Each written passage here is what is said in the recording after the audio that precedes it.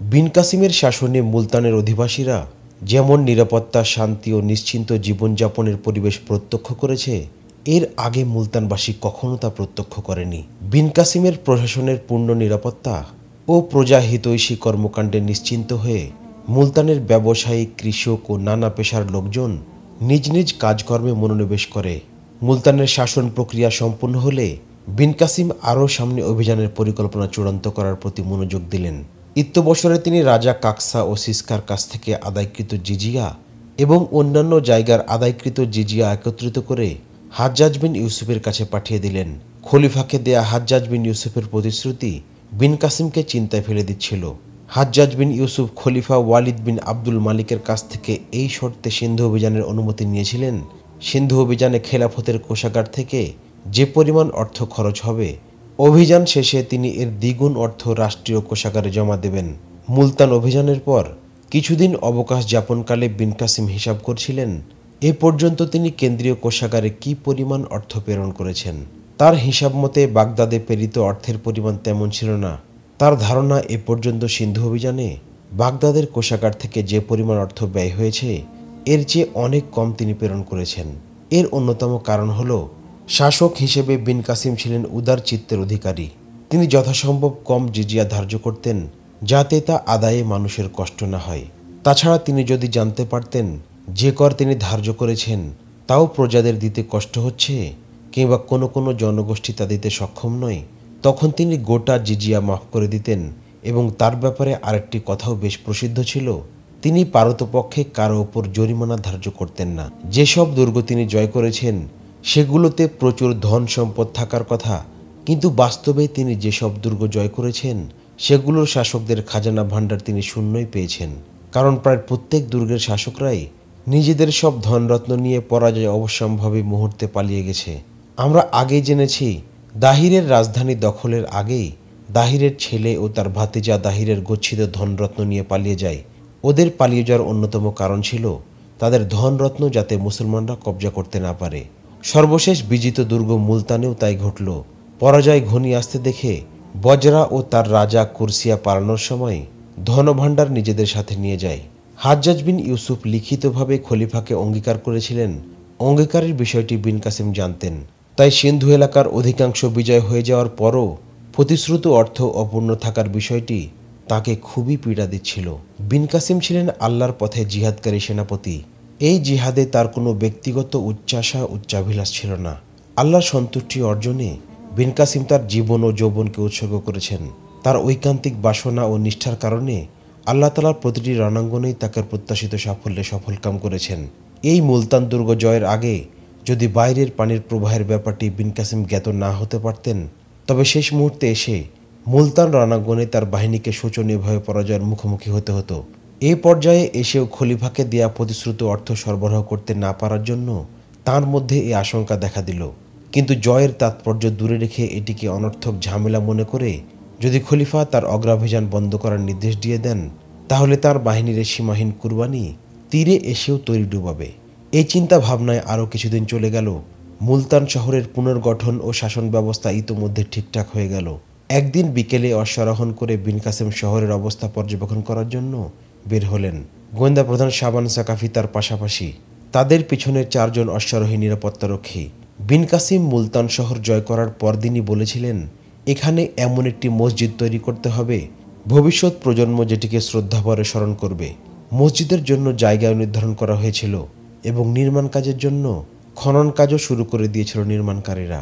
শহরের প্রধান মন্দিরের কাছে পৌঁছলে তিনি দেখতে পেলেন মন্দিরের প্রধান 2 পুরোহিত মন্দিরের বাইরে দাঁড়ানো। বিন কাসিমকে দেখে তারা উভয়ে দৌড়ে মন্দিরের ভিতরে চলে গেল।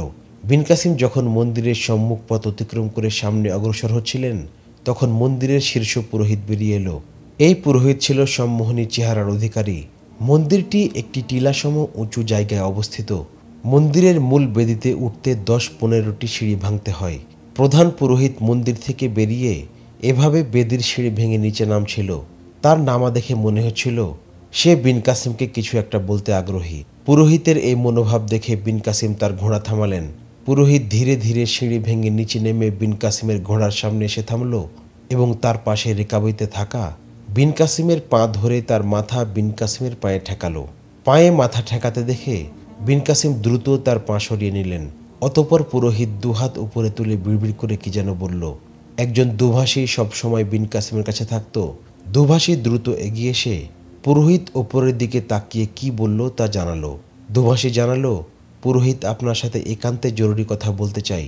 বিন কাসিম একথা শুনে ঘোড়া থেকে নেমে পড়লেন এবং বয়োবৃদ্ধ পুরোহিতের সাথে সিঁড়ি ভেঙে কয়েক ধাপ উপরে উঠে বৃদ্ধ পুরোহিতকে একটি সিঁড়িতে বসিয়ে দিয়ে নিজে এক ধাপ নিচের সিঁড়িতে বসে পড়লেন। তাঁর ইশারায় দুভাষী তার কাছে গিয়ে বসল এবং দুভাষীর মাধ্যমে দুজনের মধ্যে কথাবার্তা শুরু হলো। নিজের চোখে দেখেও বিশ্বাস করতে পারছি না। কে বিশ্বাস করবে একজন সাধারণ প্রজা উপরে আর বাদশাহ তার নিচে বসতে পারে? কেউ বিশ্বাস না করলেও মুসলমানরা বিশ্বাস করতে পারে, বললেন বিন কাসিম।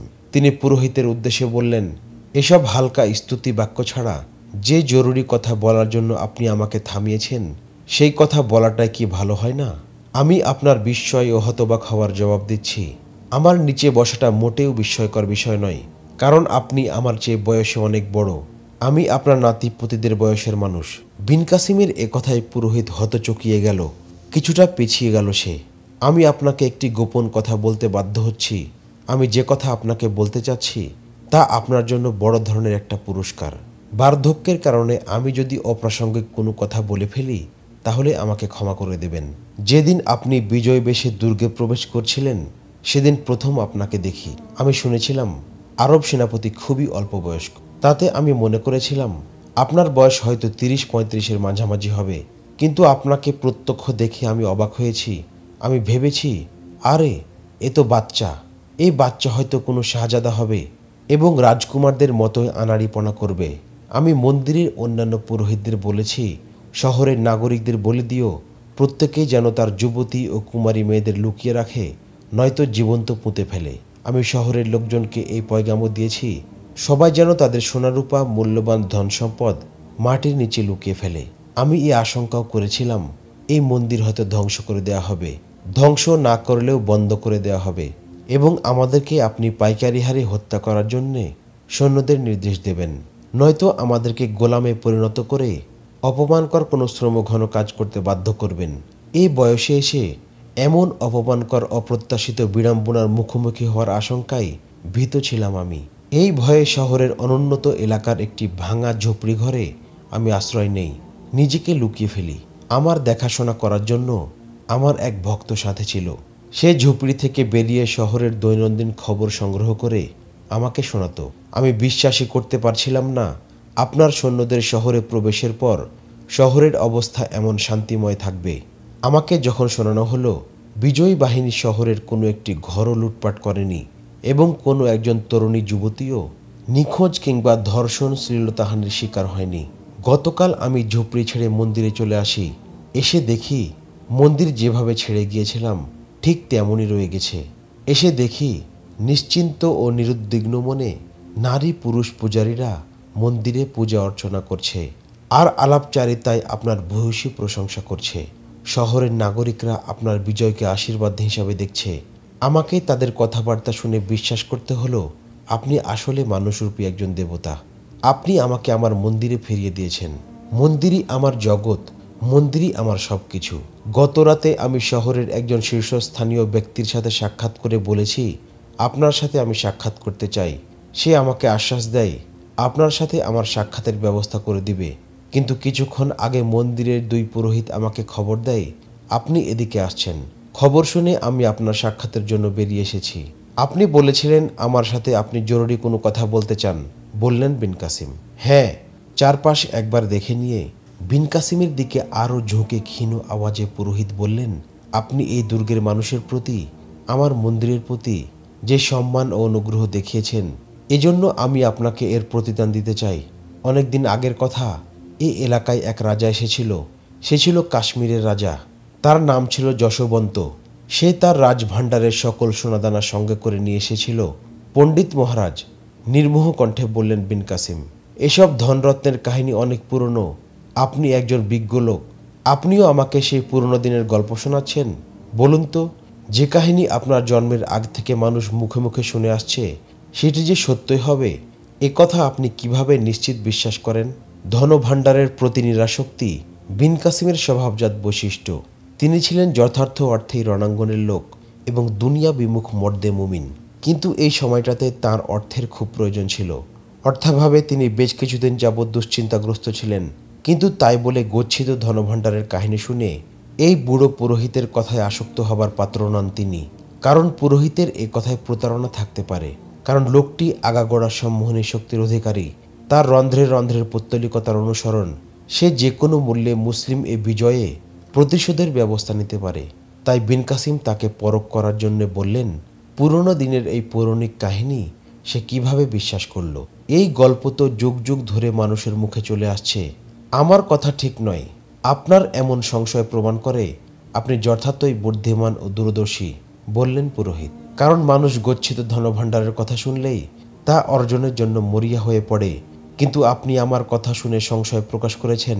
অবশ্য আপনি বলতেই পারেন, হে বুড়ো পূজারী, তুমি যদি জেনেই থাকো কেউ অমুক জায়গায় অঢেল ধনভাণ্ডার পুঁতে রেখে মরে গেছে, তাহলে তুমি তা উত্তোলন করনি কেন?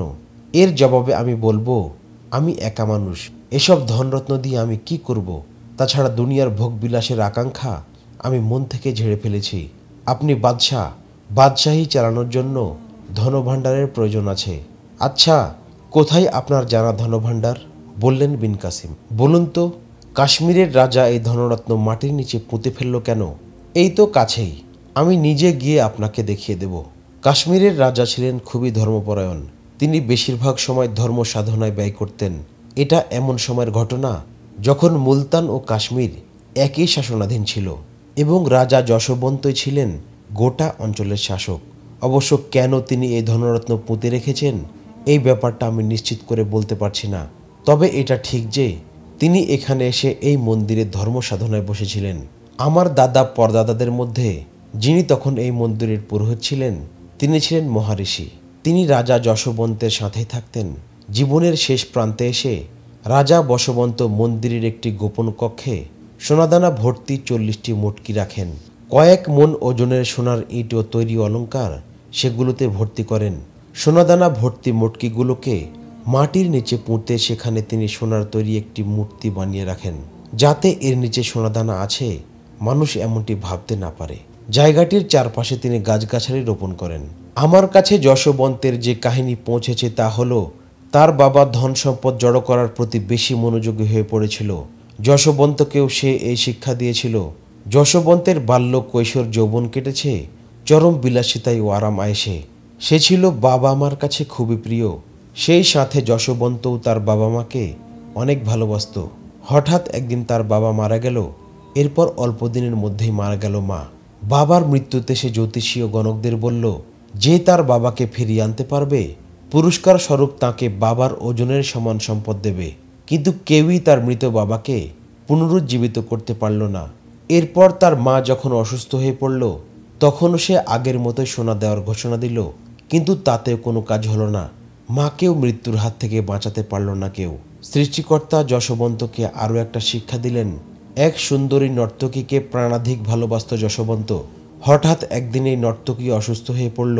এবার যশবন্ত ঘোষণা করল, যে তার প্রিয় নর্তকীকে সুস্থ করে দেবে সে চিকিৎসককে নর্তকীর ওজনের সমান সোনা তাকে পুরস্কার দেবে। এ কথা শুনে বহু দূর দরাজ থেকে বহু বৌদ্ধ সন্ন্যাসী কবিরাজ এসে চিকিৎসা করল, কিন্তু কারোর চিকিৎসা ফলপ্রসূ হলো না। অবশেষে এই নর্তকীও মারা গেল। প্রিয় নর্তকীর মৃতদেহ যখন চিতার আগুনে জ্বালানোর জন্য কাঠখড়ির উপর রাখা হলো, তখন যশবন্ত শিশুদের মতো চিৎকার করে কান্না জুড়ে দিল। এই অবস্থা দেখে আমার মতো বৃদ্ধ এক সন্ন্যাসী যশবন্তকে বুকে জড়িয়ে স্নেহে বলল, মহারাজের রাজভাণ্ডারের সমস্ত সোনাদানা দিলেও কোনো মানুষকে এক নিঃশ্বাসের জন্যও বাঁচিয়ে রাখা সম্ভব নয়। সোনা দিয়ে এক নিঃশ্বাসের আয়ু বাড়ানো সম্ভব নয়। তুমি সোনা দিয়ে মানুষের আয়ু কিনতে চাও? দেখো, এই নর্তকীর রূপ সৌন্দর্যে মুগ্ধ হয়ে তুমি পাগলের মতো হয়ে গেছো। চেয়ে দেখো, এই রূপ জৌলুস সব পুড়ে ভস্ম হয়ে যাচ্ছে। তোমার রাজভাণ্ডারের সমস্ত সোনাদানা এনেও যদি আগুনে ফেলে দাও, আগুন সব কিছুকেই পুড়িয়ে গলিয়ে দেবে, কিন্তু তোমার নর্তকীকে ফিরিয়ে দিতে পারবে না। তাই এসব ছেড়ে মনকে শান্ত করার জন্যে মন্দিরে চলো। মন্দিরে গিয়ে পূজা অর্চনা করো, দেবীর পদতলে কপাল ঠেকাও, মনের সব দুঃখ চলে যাবে।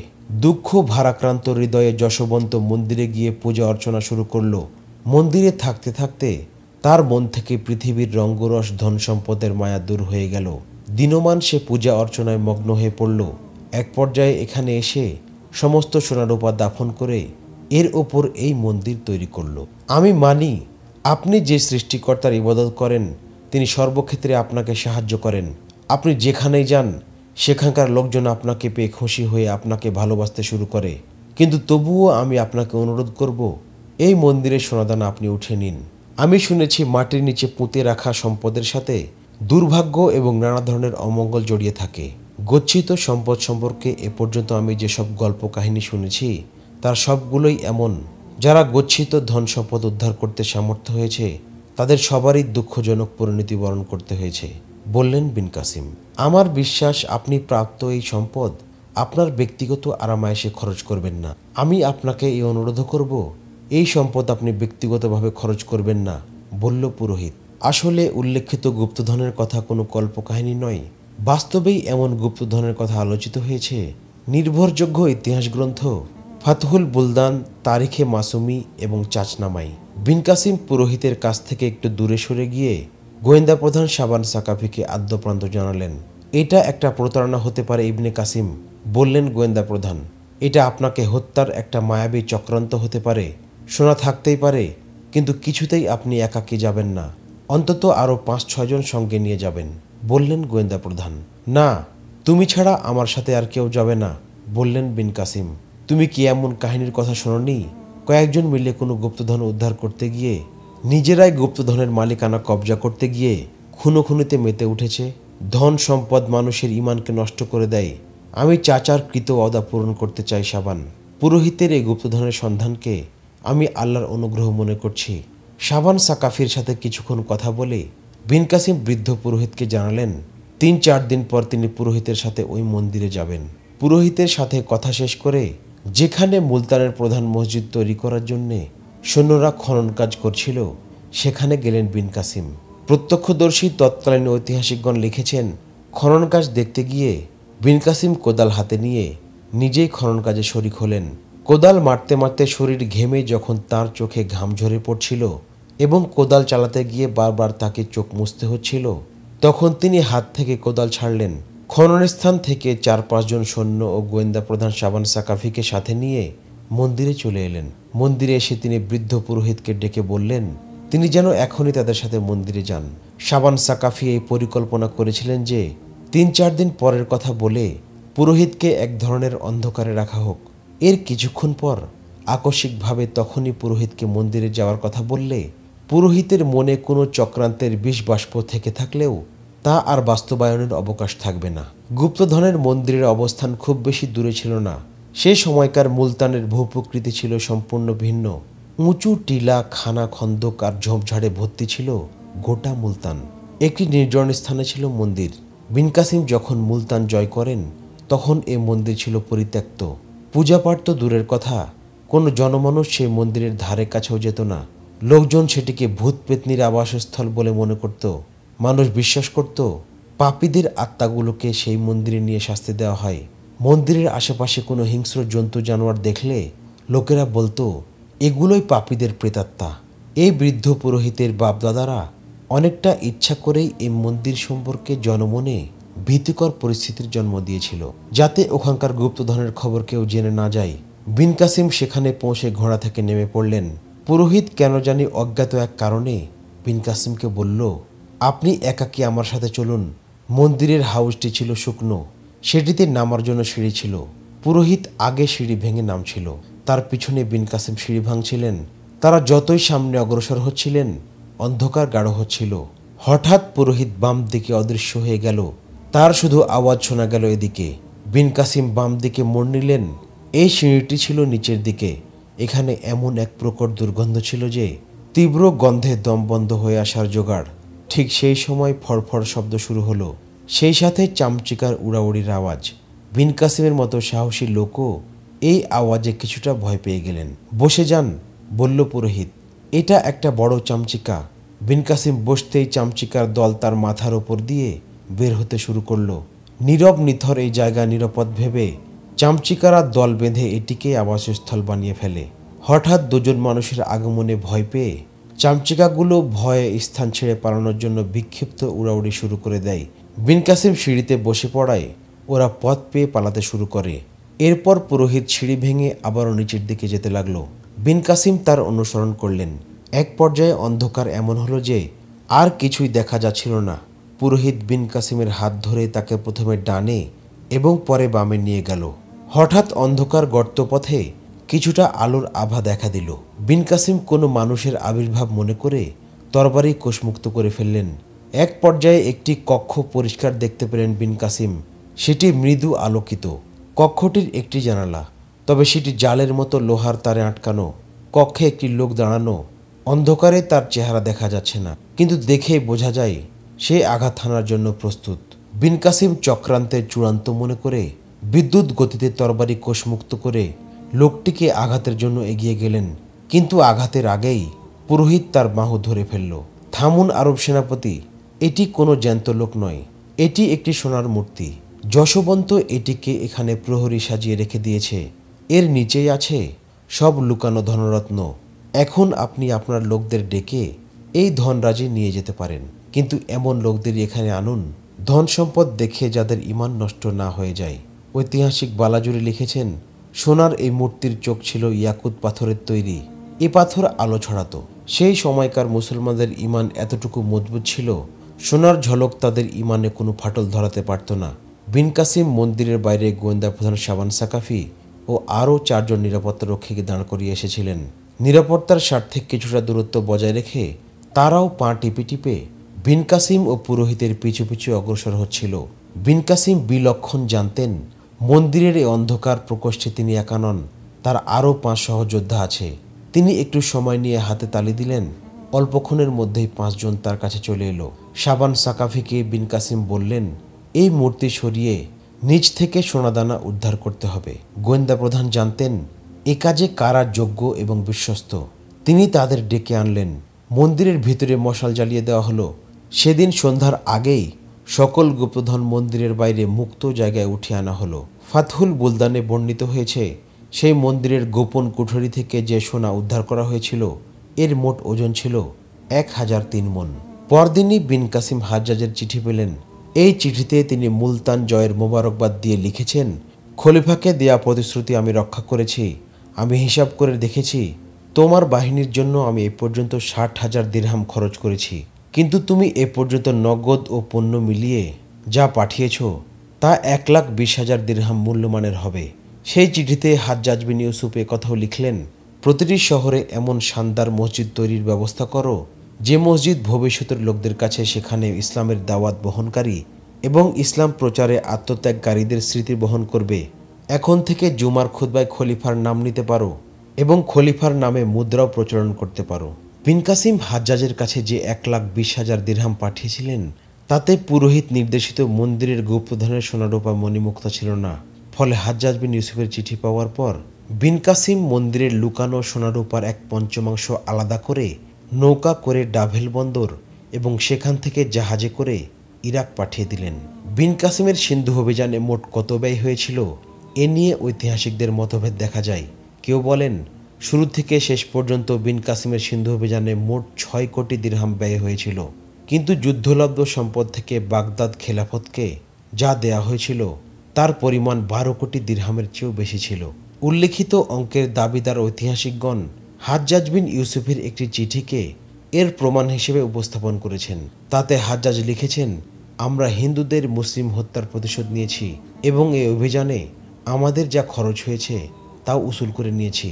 বরং 6 কোটি দিরহাম আরও অতিরিক্ত খেলাফতের ভাণ্ডারে জমা হয়েছে। সবচেয়ে বড় প্রাপ্তি, গাদ্দার রাজা দাহিরের কর্তৃত মস্তক বাগদাদ খেলাফতের পদতলে নত হয়েছে। বিন কাসিম দাউদ বিন নসর আম্মানিকে মুলতানের কেন্দ্রীয় শাসক এবং মুলতান রাজ্যের অধীনস্থ অন্যান্য ছোট ছোট এলাকার জন্য ইকরামা বিন রাইহান স্বামী আহমদ বিন খোজাইমা মাদানিকে শাসক নিযুক্ত করলেন।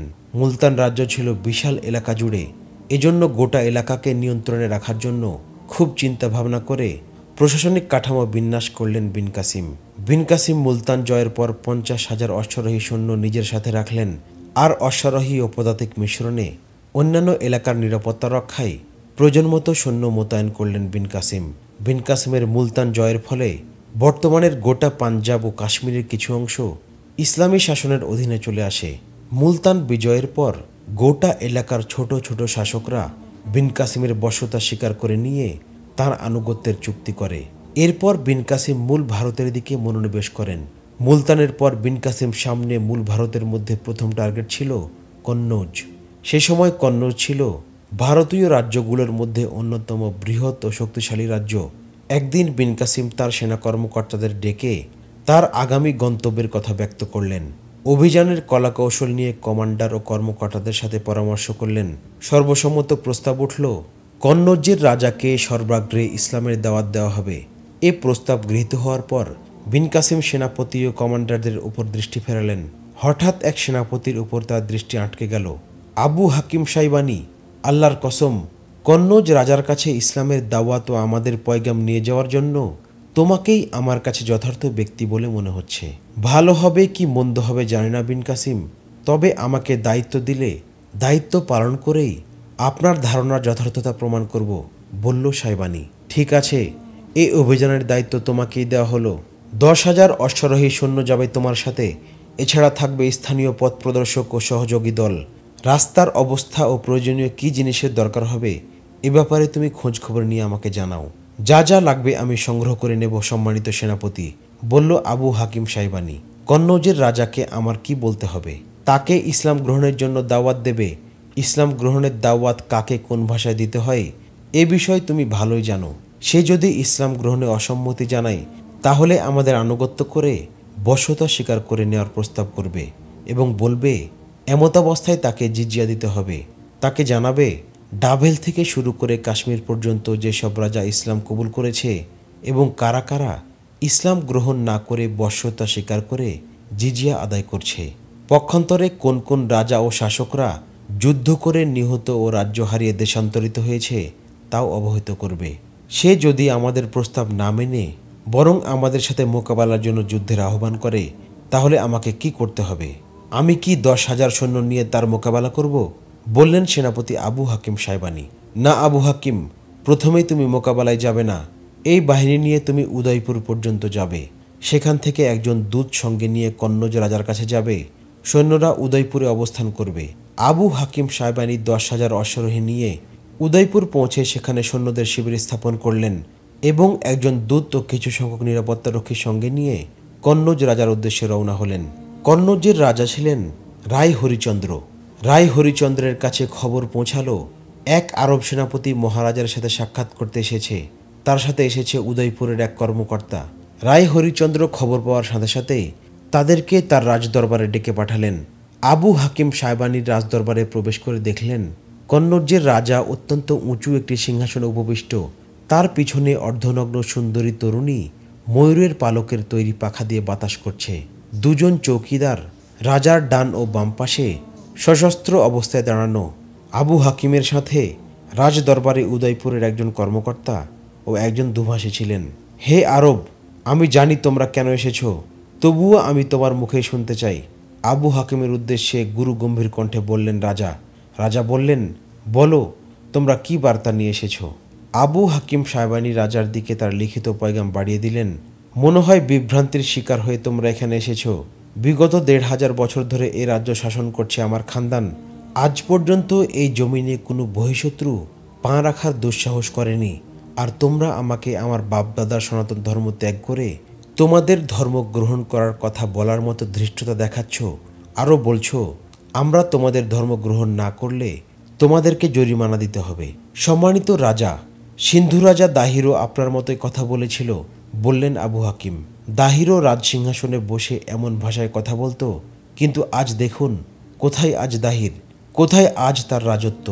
এ ধরনের ধৃষ্টতা প্রদর্শনকারীকে আমরা কখনো ক্ষমা করি না, কঠোর কণ্ঠে বলল রাজা রায়চন্দ্র। ধৃষ্টতা প্রদর্শনকারীকে আমরা এমন নির্মম ও নিষ্ঠুর শাস্তি দেই যে সেই শাস্তির দর্শনকারী ও শ্রবণকারী ভয়ে কাঁপতে থাকে। কিন্তু তুমি একজন দূত, দুভাষীর সাথে নিয়ে এসেছ। তুমি ফিরে গিয়ে সেনাপতিকে বলো সাহস থাকলে সে যেন সৈন্য নিয়ে আসে। আমরা তার পয়গামের জবাব তরবারি দিয়েই দিতে চাই। রাজার কথা শুনে আবু হাকিম সাইবানি মুলতান ফিরে এসে কন্নৌজের রাজার জবাবের কথা জানালেন। তিনি বিন কাসিমকে আরও জানালেন, রাজা তার সাথে কথা বলার সময় অত্যন্ত অহংকার ও অধ্যত্বপূর্ণ আচরণ দেখিয়েছে। বিন কাসিম আবু হাকিমের বক্তব্য শোনার পর সেনাবাহিনীকে অভিযানের প্রস্তুতি নিতে নির্দেশ দিলেন, তবে বলে দিলেন, এবারের প্রস্তুতি যেন মুলতানের অভিযানের মতো না হয়। আমরা সেখানে পৌঁছার পর যেন কোনো ধরনের রসদ ঘাটতির মুখোমুখি না হতে হয়। তোমাদের মনে রাখতে হবে, কন্নৌজের সেনাবাহিনী পূর্ণ উদ্যমে থাকবে। আল্লাহর শকর, রণক্লান্ত ও সংখ্যায় অপ্রতুল হওয়ার পরও তিনি প্রতিটি যুদ্ধে আমাদের মদত করেছেন। অবশ্য আমাদেরকে আল্লাহর সাহায্য ও রহমতের উপরই ভরসা রাখতে হবে।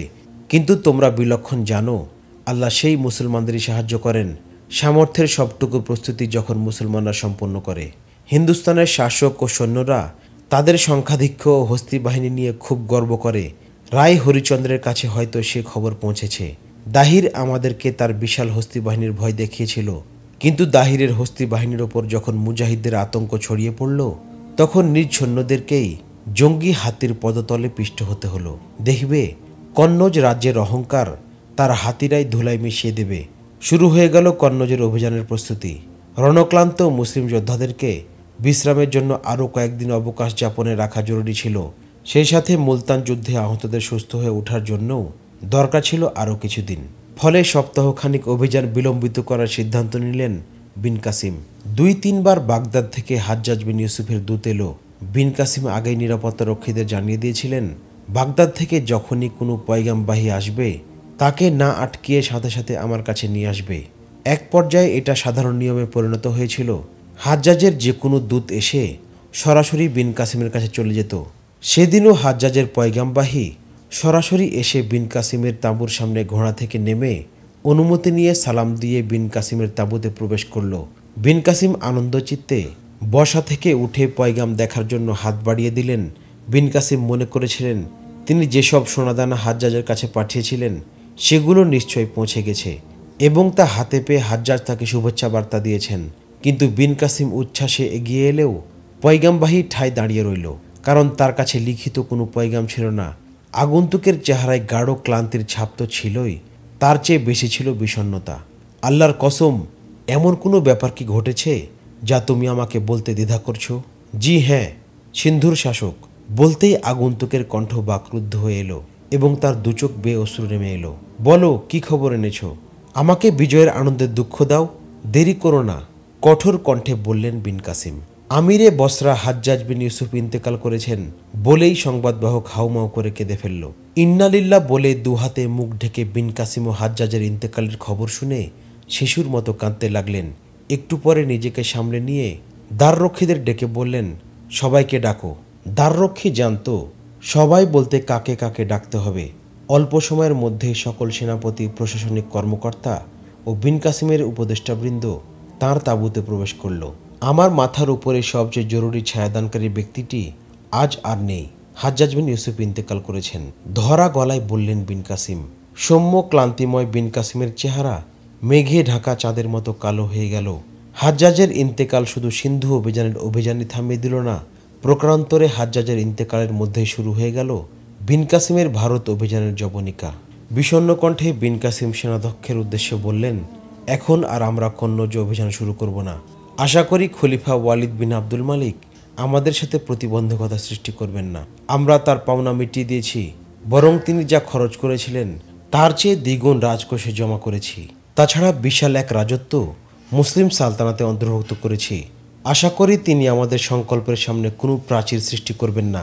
তবুও আমাদেরকে সতর্ক হতে হবে, কারণ এখন আর দ্বিতীয় কোনো হাজ্জাজের উদ্ভব হবে না, যিনি খলিফার ওপর প্রভাব সৃষ্টি করে তাকে রাজত্বের বিলাসিতা থেকে নিবৃত্ত রাখবেন এবং আমাদেরকে পদে পদে উৎসাহিত, উজ্জীবিত ও দিক নির্দেশনা দেবেন। এখন আর আগের অবস্থা নেই।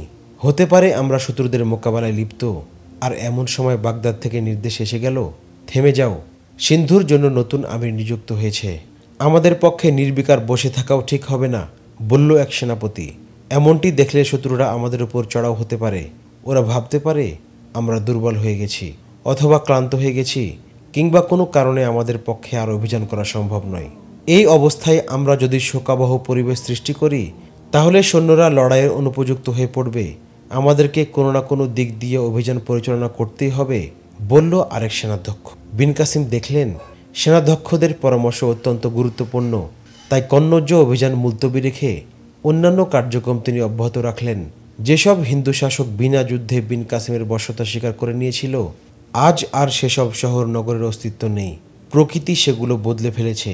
অনেক ক্ষেত্রে মানুষ হয়েছে স্থানান্তরিত। কালের বিবর্তনে সেই সময়ের নগর জনপদের নামচিহ্ন বদলে গেছে। বিন কাসিমের বিজয় অভিযানে বর্তমান ভারতের কিছু অংশ মুসলিম সালতানাতের অন্তর্ভুক্ত হয়েছিল। তোর মধ্যে একটি রাজ্যের নাম ছিল খিরাজ।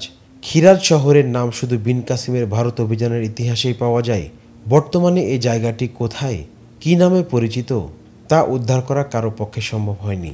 ইতিহাস শুধু এতটুকু বলেছে, খিরাজ অভিযানে বিন কাসিম নিজে সৈন্য পরিচালনা করেছিলেন। খিরাজের রাজা ছিল দুবড়া। দুবড়া বিন কাসিমকে মোকাবেলা করার জন্য সৈন্যদেরকে দুর্গের বাইরে নিয়ে এসেছিল এবং নিজে ছিল সৈন্যদের অগ্রভাগে।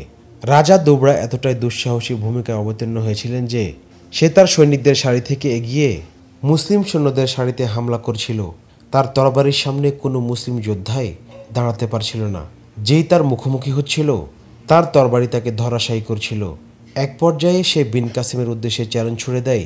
রাজা দুবড়ার চ্যালেঞ্জ গ্রহণ করে বিন কাসিম তার দিকে এগিয়ে গেলেন, কিন্তু বিন কাসিমের একান্ত নিরাপত্তা রক্ষীরা নিজেদের জীবনের চেয়ে তরুণ বিন কাসিমের জীবনকে মূল্যবান মনে করে চারজন এগিয়ে গিয়ে রাজা দুবড়াকে ঘিরে ফেলে। রাজা দুবড়ারও নিরাপত্তা বলে ছিল। দুবড়ার নিরাপত্তা রক্ষীরা বিন কাসিমের নিরাপত্তা রক্ষীদের উপর হামলে পড়ল। রাজার সৈন্যদের আক্রমণ প্রতিরোধ করেও বিন কাসিমের নিরাপত্তা রক্ষীরা রাজা দুবড়াকে বেষ্টনের মধ্যে আটকে রাখতে চাচ্ছিল, কিন্তু বহু সংখ্যকের আক্রমণে বিন কাসিমের তিনজন নিরাপত্তা রক্ষী প্রতিপক্ষের আঘাতে ধরাশয়ী হয়ে পড়ে।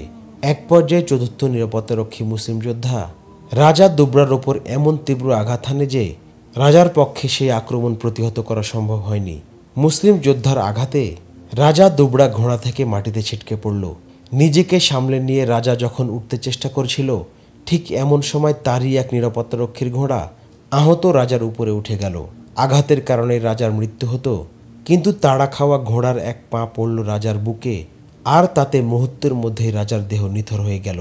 রাজার মৃত্যুতে খিরাজের সৈন্যরা হতোদ্যম হয়ে গেল। যে যেদিকে পারল পালিয়ে বাঁচার চেষ্টা করল। রাজাকে সাঙ্গ করে মুসলিম যোদ্ধারা এমন তীব্র আক্রমণ করল যে অল্পক্ষণের মধ্যেই ময়দান ফাঁকা হয়ে গেল। মোকাবেলার চেষ্টা ত্যাগ করে নেতৃত্ব শূন্য সৈন্যদের কিছু অংশ দুর্গে আশ্রয় নিল, আর অধিকাংশই আহত, নিহত ও চতুর্দিকে পালিয়ে গেল। বিজয়ী বেশে বিন কাসিম খিরাজ দুর্গে প্রবেশ করলেন। খিরাজ বিজয়ের ফলে বিশাল অঞ্চল বিন কাসিমের অধিকারে অন্তর্ভুক্ত হল। 96 হিজরি সনের জুমাদা আস্তানি হঠাৎ একদিন বাগদাদের খলিফার পক্ষ থেকে এক দূত বিন কাসিমের কাছে জরুরি বার্তা নিয়ে এলো। খলিফা লিখেছেন, সেনাবাহিনী যে অবস্থানে আছে সেখানেই রাখো, আর কোনো দিকে অভিযান করো না। পয়গাম শুনে বিন কাসিম বার্তাবাহকে জিজ্ঞেস করলেন, তুমি কি বলতে পারো ওখানকার পরিস্থিতি কি? কেন এমন নির্দেশ দেওয়া হলো? সেই যুগে সেনাবাহিনীর চৌকস মেধাবী কর্মকর্তাদেরই সাধারণত বার্তাবাহক বা দূতের দায়িত্ব দেওয়া হতো। এই দূতও ছিল তেমনই একজন সেনা কর্মকর্তা ও বুদ্ধিদীপ্ত চৌকস ব্যক্তি। বিন কাসিমের প্রশ্নের জবাবে দূত বলল, সম্মানিত আমিরে সিন্ধু, হাজ্জাজ বিন ইউসুফ বেঁচে থাকার সময় যে অবস্থা ছিল, বর্তমানে বাগদাদের সে অবস্থা নেই। খলিফা ওয়ালিদ বিন আব্দুল মালিক মারাত্মক অসুস্থ। এই অসুখ থেকে মনে হয় না খলিফা আর সুস্থ হবেন। খেলাফতের স্থলাভিষিক্ত কে হবে এ নিয়ে এখনই টানাহেচড়া শুরু হয়ে গেছে। মনে হচ্ছে বনি উমাইয়ার শাসক গোষ্ঠী মসনদের আত্মকলহে খুন খারাবি করে নিঃশেষ হয়ে যাবে। খলিফা আব্দুল মালিক বিন মারওয়ান তার বড় ছেলে খলিফা ওয়ালিদ বিন আব্দুল মালিককে তার স্থলাভিষিক্ত করে গিয়েছিলেন। বলেছিলেন ওয়ালিদের পর তার ছোট ভাই স্থলাভিষিক্ত হবে, কিন্তু খলিফা ওয়ালিদ তার বড় ছেলে আব্দুল আজিজকে তার স্থলাভিষিক্ত করার ঘোষণা দিয়েছেন। বিন কাসিম, আপনার ভবিষ্যতের ব্যাপারে আমার মনে দারুণ শঙ্কা সৃষ্টি হয়েছে। আপনার চাচা হাজ্জাজ ছিলেন খলিফা ওয়ালিদের সমর্থক। তিনি বাগদাদের প্রভাব ও প্রতাপশালীদেরকে আয়ত্তে রেখেছিলেন। তিনি বাগদাদের প্রভাবশালী ব্যক্তিদের একথা বলছিলেন তারা যেন খলিফার অবর্তমানে আব্দুল আজিজকেই খলিফা হিসেবে মেনে নেয়, সুলাইমানের খলিফা হওয়ার ব্যাপারে বিরোধিতা করে। এই কথা বলার কারণে হাজ্জাজ ও সুলাইমানের মধ্যে কথাবার্তাও বন্ধ হয়ে গিয়েছিল। কিন্তু তখন সুলাইমানের কোনো কর্তৃত্ব ছিল না। ইচ্ছা থাকলেও তার পক্ষে হাজ্জাজের মতো পরাক্রমশালী ব্যক্তির বিরুদ্ধে কোনো পদক্ষেপ নেওয়া সম্ভব ছিল না। সুলাইমান তখন থেকেই হাজ্জাজকে জানের দুশ্মন মনে করত।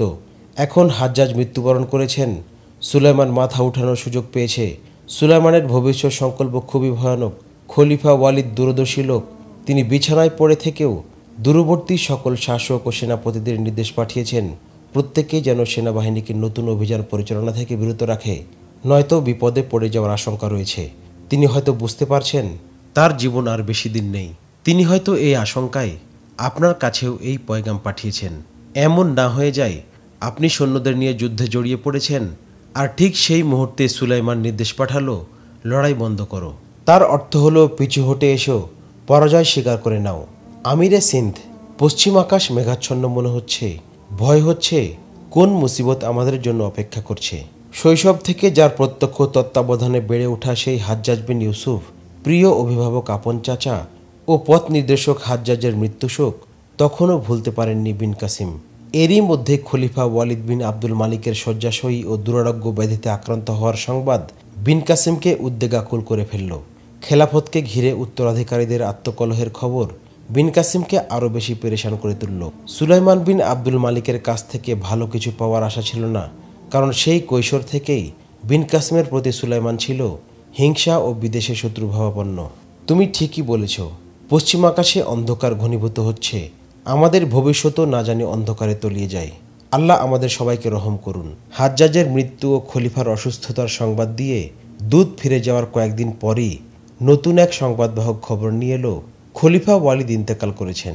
খেলাফতের মসনদে আসীন হচ্ছেন সুলাইমান এবং নতুন খলিফার আনুগত্য স্বীকার করে বিশ্বস্ততা ও নির্দেশ পালনের লিখিত অঙ্গীকারনামা দেওয়ার জন্য আপনার প্রতি নির্দেশ দেওয়া হয়েছে। বিন কাসিম শঙ্কা ও চাপের পাহাড় মাথায় নিয়ে দুঃখ ভারাক্রান্ত হৃদয়ের অঙ্গীকারনামা লিখে দিলেন। তিনি সেনাধ্যক্ষ ও ঊর্ধ্বতন কর্মকর্তাদের ডেকে তাঁর অঙ্গীকারনামায় স্বাক্ষর দেওয়ার কথা জানিয়ে দিলেন। বিন কাসিমের সেনাবাহিনীর অফিসারের মধ্যে অনেকেই ছিলেন তাঁর চেয়ে দ্বিগুণের চেয়েও বয়সে প্রবীণ। তারা বাগদাদের শাসনতান্ত্রিক অবস্থা ও সামাজিক পরিস্থিতি যতটুকু জানতেন ততটুকু বিন কাসিমের জানা ছিল না।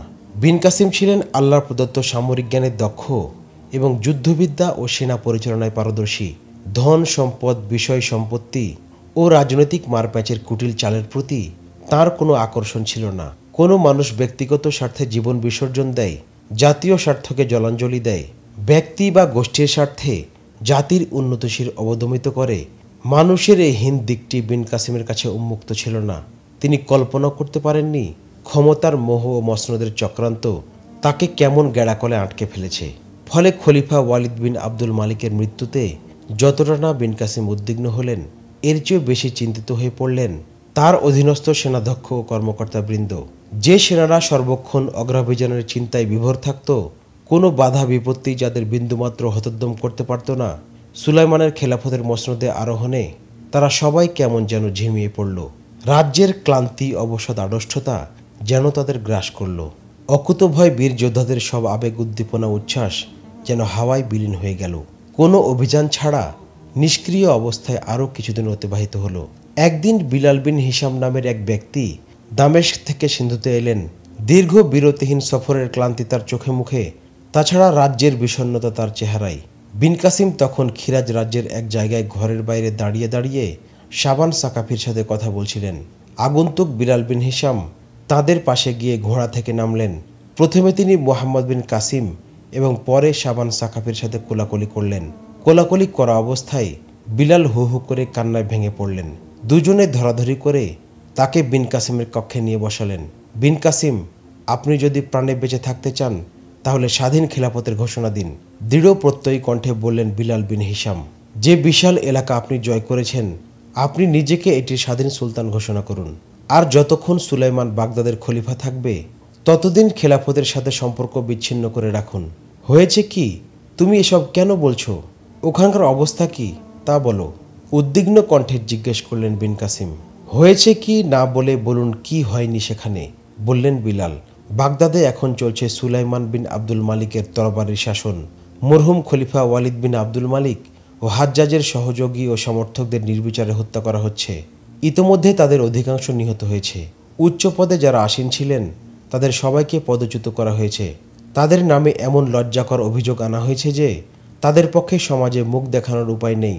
যে কারো প্রতি একবার ইঙ্গিত করে যদি কেউ বলে দেয় এই লোকটি হাজ্জাজের সহযোগী কিংবা সমর্থক ছিল, ব্যাস, তার কোনো প্রমাণের দরকার নেই। সুলাইমান তাকে হত্যা করাচ্ছে। ইবনে কাসিম, সুলাইমান এতটাই বেপরোয়া, অপরিণামদর্শী, বিনাশী তৎপরতায় মেতে উঠেছে যে চীন বিজয়ী কুতাইবা বিন মুসলিম এবং স্পেন বিজয়ী মুসা বিন নুসাইরকে ডেকে এনে গ্রেপ্তার করে তাদেরকে ডান্ডাবেড়ি পরিয়ে দিয়েছে। তাদের পরিবার পরিজনকে পথের ভিখারিতে পরিণত করেছে। শুনেছি ক্ষণজন্মা এই দুই বিজয়ী সেনাপতিকে সে নির্মম শাস্তি দিয়ে হত্যা করবে। অবশ্য পরবর্তীতে তাই ঘটেছিল। স্পেন বিজয়ী মুসা বিন নুসাইরকে সুলাইমান পঙ্গু বানিয়ে মক্কায় পাঠিয়ে দিয়েছিল এবং মক্কায় আগত হজব্রত পালনকারীদের কাছ থেকে ভিক্ষা করতে সে বাধ্য করেছিল। বাগদাদ সালতানাতের অধীনস্থ সকল আঞ্চলিক আমির তথা শাসকদের পদচ্যুত করেছে সুলাইমান, বললেন বিলাল বিন হিশাম। ইয়াজিদ বিন মাহলাবকে বানিয়েছে পূর্বাঞ্চলীয় শাসক। আপনি হয়তো জানেন, ইয়াজিদ বিন মাহলাব আপনার খানদানের ঘোরতর দুশমন। হাজ্জাজের প্রতি ছিল তার প্রাণনাশী শত্রুতা। ইয়াজিদ বিন মাহলাব এক খারেজি সালেহ বিন আব্দুর রহমানকে খিরাজের শাসক নিযুক্ত করেছে। সেও আপনার খানদানের আরেক শত্রু। এরা আমার সামনেই বলেছে, বনি সাকিবকে আমরা ধুলায় মিশিয়ে দেব। বিন কাসিম, কোনো সাকাফিকে এরা বেঁচে থাকতে দেবে না। আপনি একজন সাকাফির কৃতি সন্তান। আপনাকে বরখাস্তের পয়গাম ইতোমধ্যে তৈরি হয়ে গেছে। আপনার হয়তো জানা আছে, বিশৃঙ্খলা সৃষ্টিকারী খারিজি হওয়ার কারণে হাজ্জাজ বিন ইউসুফ সালেহ বিন আব্দুর রহমানের ভাইকে হত্যা করিয়েছিলেন। সালেহ এখন প্রকাশ্যে বলছে সে তার ভাইয়ের রক্তের প্রতিশোধ নেবে গোটা বনি সাকিফের ওপর। বিন কাসিম, আপনি হবেন এই শত্রুতার প্রথম শিকার। তাই আপনাকে অনুরোধ করছি, বরখাস্তের আগেই আপনি স্বাধীনতার ঘোষণা দিয়ে দিন। হ্যাঁ বিন কাসিম, সমুদ্র তীর থেকে সুরাট পর্যন্ত ছড়িয়ে থাকা সকল সৈন্য আপনার সাথে থাকবে। এদেশের হিন্দুরা পর্যন্ত আপনার আনুগত্য করেছে এবং আপনার প্রতি বিশ্বস্ত। আপনি স্বাধীনতা ঘোষণা করে দিন, বললেন বিন কাসিমের গোয়েন্দা প্রধান দূরদর্শী সেনানায়ক শাবান সাকাফি। না শাবান সাকাফি, আমি যদি স্বাধীনতা ঘোষণা করি তাহলে আমার মতো যেসব জায়গায় সেনাধ্যক্ষরা শাসকের দায়িত্বে রয়েছে তারা সবাই স্বাধীনতা ঘোষণা করবে। ফলে ইসলামী সালতানাত ভেঙে টুকরো টুকরো হয়ে যাবে। আমি এমনটি হতে দিতে পারি না, বললেন বিন কাসিম। বিন কাসিম এ কথা বলার আগেই অন্যান্য সেনা কর্মকর্তারাও সেখানে পৌঁছে গিয়েছিলেন। একে একে সবাই বিন কাসিমকে স্বাধীনতা ঘোষণার জন্য অনুরোধ করলেন, কিন্তু বিন কাসিম কারো কথায় সায় দিলেন না। তিনি বারবার বলছিলেন, খেলাফত কোনো ব্যক্তি বা গোষ্ঠীর স্বার্থের খেলা নয়, এটি রাসূল সাল্লাল্লাহু আলাইহি ওয়াসাল্লামের পবিত্র আমানত। আমি রাসূল সাল্লাল্লাহু আলাইহি ওয়াসাল্লামের নির্দেশের পরিপন্থী কাজ করতে পারি না। সকল সহযোদ্ধারা আবেদন নিবেদন করেও বিন কাসিমকে স্বাধীন সিন্ধু শাসক হিসেবে ঘোষণা করাতে পারলেন না। মুসলিম সালতানাতের ঐক্য অটুট রাখতে যে কোনো পরিস্থিতির মুখোমুখি হওয়ার জন্য প্রস্তুত হয়ে গেলেন বিন কাসিম। আর এদিকে বাগদাদ ও দামেস্কে সুলাইমানের নির্দেশে বিরোধিতাকারীদের রক্ত ফুরাত বইতে শুরু করল। বনি সাকিবের সকল সরকারি কর্মকর্তা কর্মচারীকে প্রথমে সুলাইমান বরখাস্ত করল এবং হত্যা করতে শুরু করল।